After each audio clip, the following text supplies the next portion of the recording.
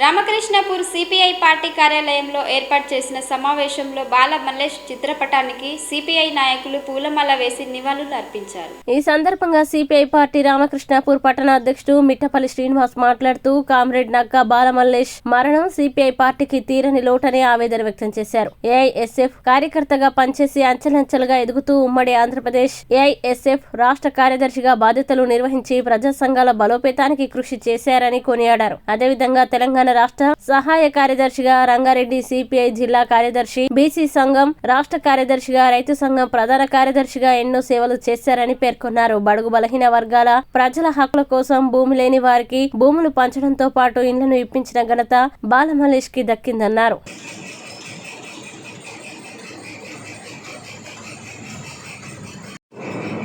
గత నెల 30 తారీఖు నాడు నక్కా బాల మల్లేష్ గారు సిపిఐ రాష్ట్ర సహాయ కార్యదర్శిగా కొనసాగుతూ అకాల మృతి చెందడం జరిగింది.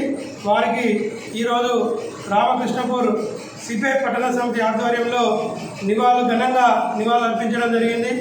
నాగమల్లేష్ గారు ఏఐఎస్ఎఫ్లో కార్యకర్తగా తన యొక్క రాజకీయ భవిష్యత్తును ప్రారంభించి అంచెలంచెలుగా ఎదుగుతూ ఏఐఎస్ఎఫ్ ఉమ్మడి ఆంధ్రప్రదేశ్ రాష్ట్ర కార్యదర్శిగా, ఏఐవైఎఫ్ రాష్ట్ర కార్యదర్శిగా కొనసాగడం జరిగింది.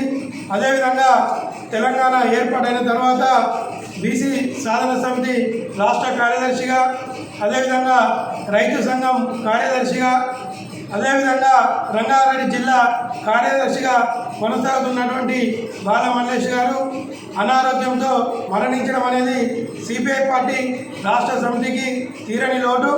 అదేవిధంగా ప్రజా సంఘాలకు కూడా అతని యొక్క సేవలు అనేది ఈ రోజు నుండి మూడడం వల్ల చాలా ఇబ్బందికరమైనటువంటి పరిస్థితి.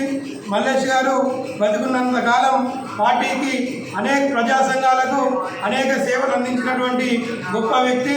అదేవిధంగా ఉమ్మడి రంగారెడ్డి జిల్లాలో పేద ప్రజల కోసం, బడుగు బలహీన వర్గాల కోసం భూ పోరాటం చేసి వేల మంది కుటుంబాలకు భూమిని పంచిచ్చినటువంటి చరిత్ర బాల మల్లేష్ గారు లేరు అని చెప్పడం అనేది చాలా బాధాకరం. పార్టీకి ప్రజా సంఘాలకు కూడా తీరని లోటు. వారి మరణానికి పార్టీ చింతిస్తూ ఈరోజు సంతాప సభ ఏర్పాటు చేయడం జరిగింది.